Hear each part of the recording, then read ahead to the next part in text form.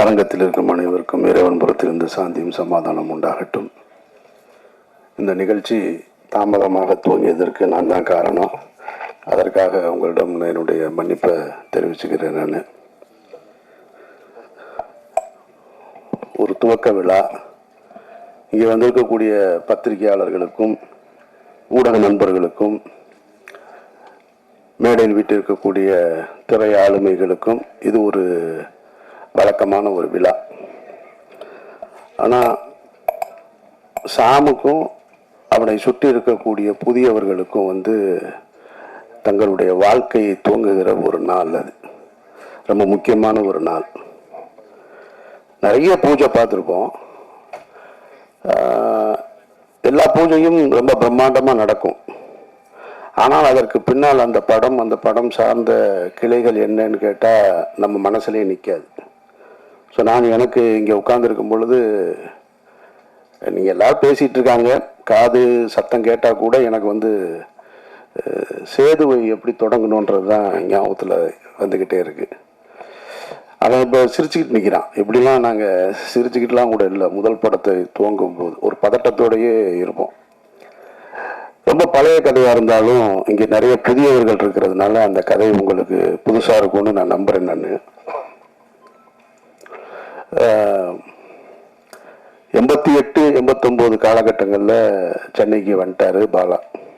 நானும் அவர் தான் சென்னைக்கு ஒன்றா வந்தோம். அவர் பாலுமேந்திரா சார்ட்ட உதவி இயக்குனராக சேர்ந்து 93 முதல் முறையாக படம் பூஜை போடப்பட்டது. பாலா இயக்குனராக அறிமுகப்படுத்தப்பட்டார். அந்த படத்துக்கு பேர் அகிலன். தமிழ் சினிமா வரலாற்றிலேயே அல்லது இந்திய சினிமா வரலாற்றிலேன்னு கூட சொல்லலாம். காலையில் பூஜை போட்டு அன்றைக்கு மாலையே படம் ட்ராப் ஆன படம் அந்த படம் தான்.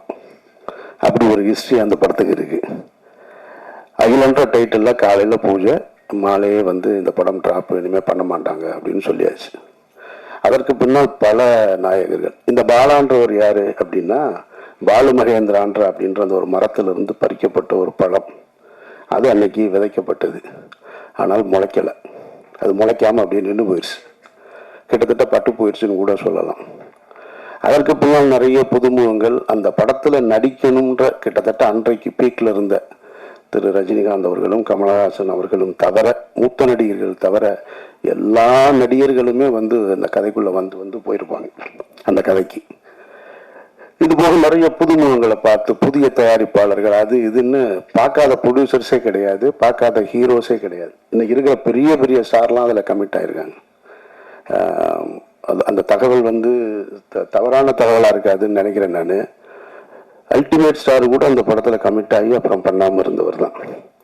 அப்படி ஒரு ப்ராஜெக்ட் அது. நிறைய ஹீரோஸ் இன்னும் சொல்லிக்கிட்டே போகலாம், நிறைய ஹீரோ. அப்புறம் திரும்ப 97 கந்தசாமின்ற சசிகுமார் இருக்கான் இல்லையா, நம்ம நடிகர், அவருடைய உறவினர் ஒருத்தர் மூலமாக அந்த படம் துவங்கப்பட்டது. கந்தசாமின்ற ஒரு தயாரிப்பாளர் தான் அந்த படத்தை துவங்கினார். அகிலன்ற படத்துக்கு சேதுன்னு பெயர் மாற்றியாச்சு. அன்னைக்கு காலையில் பூஜை, இங்கே தான் பூஜை, பிரசாத் ஸ்டுடியோவில் தான்.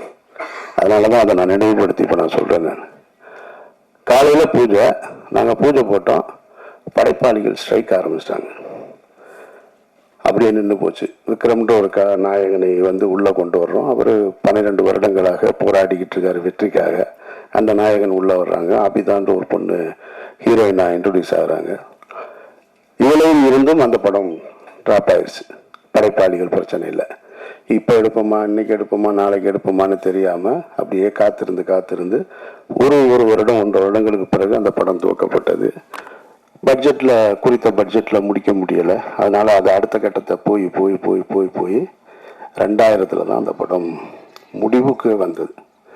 சரி, முடிவுக்கு வந்ததுக்கு பின்னாடி அந்த படம் விலைக்கு விற்பனைக்கு இருந்ததான்னு கேட்டால் அந்த படம் விற்பனைக்கு இல்லை, யாரும் வாங்கலை எல்லாமே. ஆனால் அந்த படத்தை டப்பிங்லையோ எஃப்எக்ஸ்லையோ பார்த்தவங்க எல்லாம் இந்த 97 தொடங்கி 93 தொடங்கி 2000 வரைக்கும் பல இயக்குனர்கள், பல தயாரிப்பாளர்கள் எங்களை கிராஸ் பண்ணி போயிட்டே இருக்காங்க.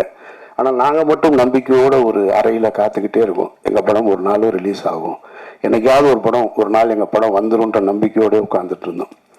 சரி, 2000 படம் முடிஞ்சதுக்கு அப்புறம் பார்த்தா அப்பவும் இல்லை.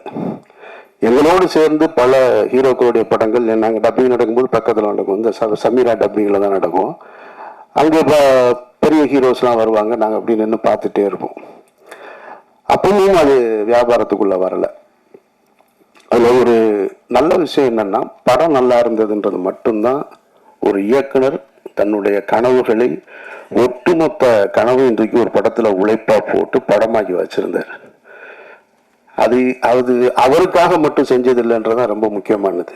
அதை நம்ம கவனிக்கணும். அதை ஒரு டைரக்டர் இன்னைக்கு படம் எடுக்கிறாருன்னா அது உனக்கானது மட்டும் கிடையாது, ஒரு தலைமுறையை உருவாக்குறது.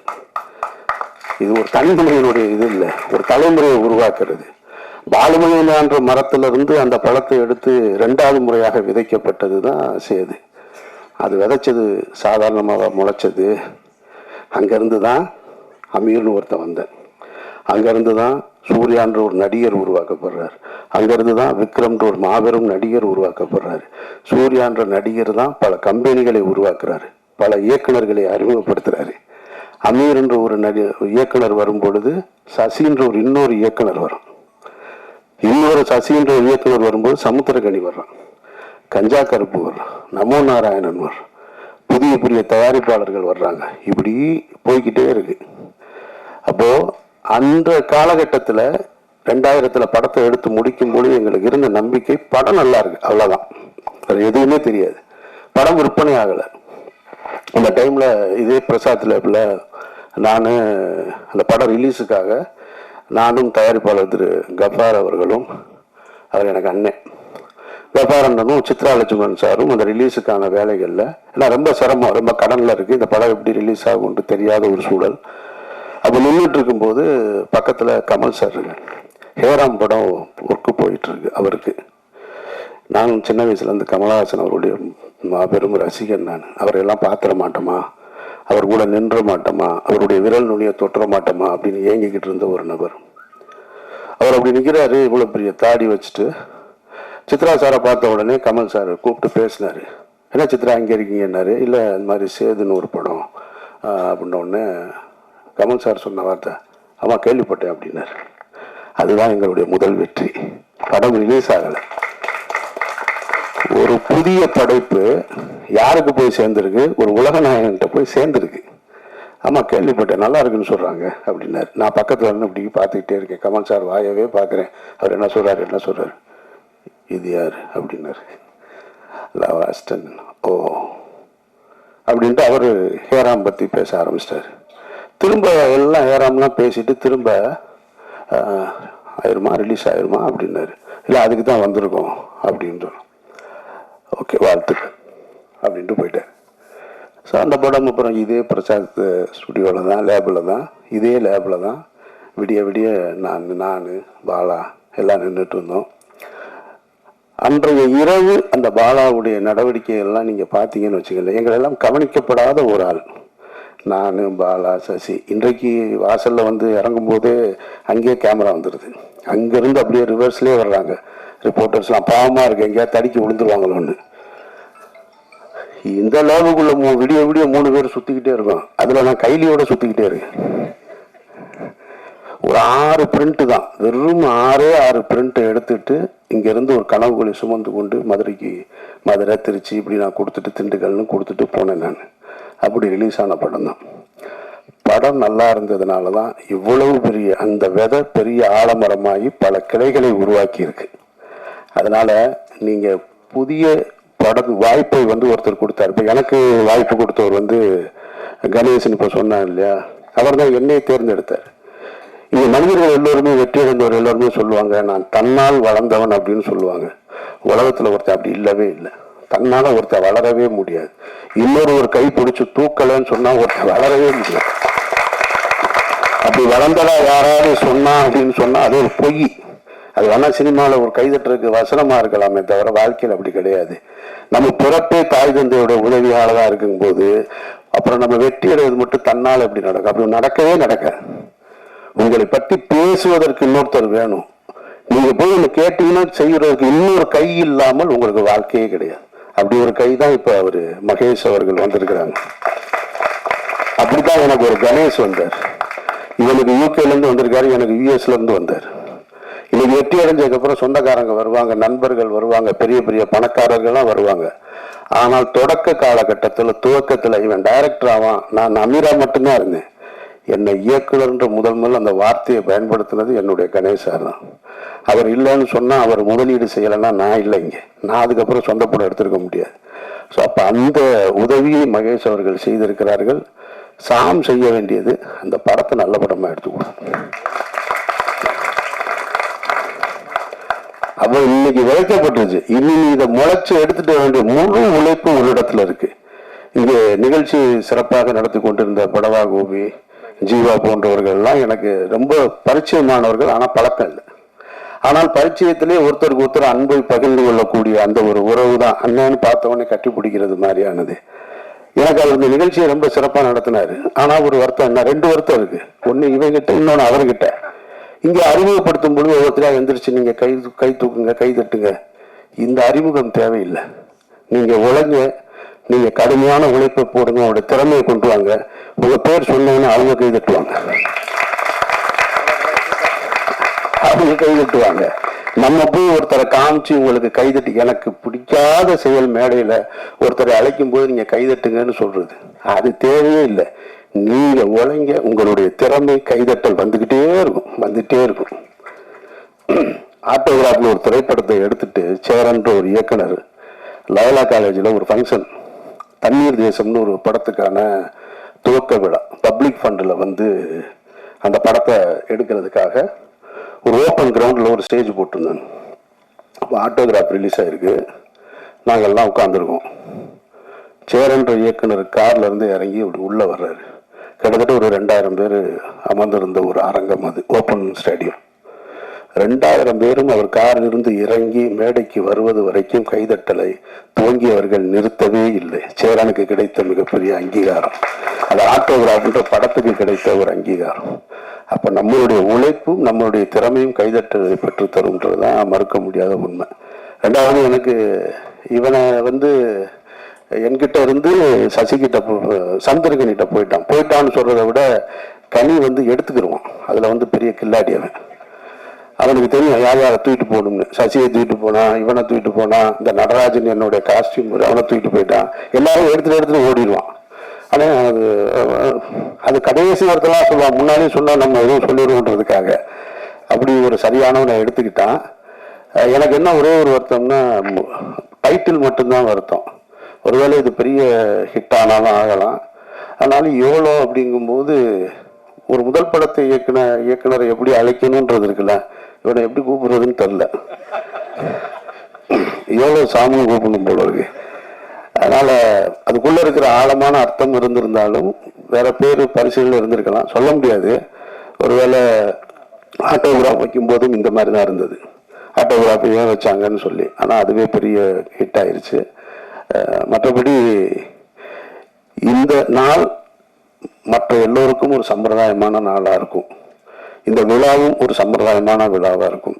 ஆனால் இதில் உழைக்க இன்றைக்கு அந்த விதைக்கப்பட்டவர்களுக்கு ஆத்மார்த்தமா வந்து நிற்கிற எல்லோருக்குமே வந்து என்னுடைய நன்றியை நான் தெரிவிச்சுக்கிறேன். ஏன்னா இதுல இருந்து எவ்வளவு பேர் வரப்போறாங்கன்னு தெரியும்.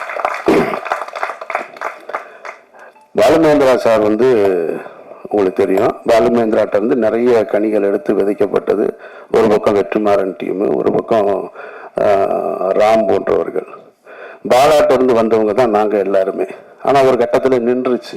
இப்போ எனக்கு பின்னால் சசி, சமுத்திரகனி, அப்புறம் துரைவாணன் ஒரு இயக்குனர் எனக்கிட்ட இருந்து வந்தான். ஆக்சுவலாக அவன் உடல்நிலை சரியில்லாமல் ஒரு படம் இயக்குனா, ஆனால் இறந்துட்டான். ஸோ ஒரு சின்ன கேப் விழுந்துருச்சு. அந்த கேப்பை திரும்ப அந்த தோட்டத்தை துவங்குவதற்கு வந்து சாம் வந்திருக்கான். இதை எடுத்துட்டு போகணும். இன்னும் எனக்கு ஒரு ஆசை இருக்கு. சரி, என்கிட்ட இருந்து வர்ற அசிஸ்டன்ஸ் யாராவது அடுத்த கட்டத்தை நோக்கி போகணும் அப்படின்ற ஒரு ஆசை இருந்துகிட்டே இருக்கு. அதை செய்வான்ற நம்பிக்கையோடு இருக்கேன் நான். பாலா வந்து பருத்தி வீரன் முடிச்சுட்டு, நான் மௌனம் பேசியது முடிச்சு, ராம் முடிச்சு, பருத்தி வீரன் முடிச்சதுக்கப்புறம் என்னை கூப்பிட்டு ஆஃபீஸில் உட்காந்து பேசும்போது ஒரு வி ஃபைண்டர் எடுத்து கையில் கொடுத்தாரு. இந்த வி ஃபைண்டரை கொடுத்து, இது என்னன்னு தெரியுமாடா அப்படின்னு. தெரில சொல்லு அப்படின்னு. இது வந்து பாலுமேந்திரா சாருக்கு அவருடைய குருநாதர் கொடுத்தது. அவர் பாலுமேந்திரா சாருக்கு கொடுத்தார். பாலுமகேந்திராட்ட இருந்து பல பேர் எவ்வளவோ பேர் வந்து போயிருக்காங்க. ஆனால் அவர் எனக்கு கொடுத்தார். நான் உனக்கு கொடுக்கல. எப்போ கொடுக்கல? மௌனம் பேசி கொடுக்கல, ராமுக்கும் கொடுக்கல. பருத்தி வீரன் முடிச்சதுக்கப்புறம் உன் கையில் கொடுத்தேன்னு என் கையில் கொடுக்குறேன். இப்போ அதை நான் வாங்கி வச்சுட்டு யாருக்கிட்டையாவது கொடுக்கணும்னு இருந்தேன். சசி வந்துட்டான். சசி வந்து சுப்பிரமணியபுரம்ன்ற ஒரு மாபெரும் படத்தை, ஒரு காவியத்தை கொடுத்துட்டு போயிட்டான். ஆனால் சரி கொடுக்கலாம் அப்படின்னு நினைக்கும் போது நமக்கும் ஒன்று இருக்கும்ல, நம்ம 3 படம் பிடிச்சதுக்கப்புறம் தானே கொடுத்தாங்க, இவனுக்கு முதல் படத்தில் கொடுக்கணும் அப்படின்னு ஒரு எண்ணம் தான்.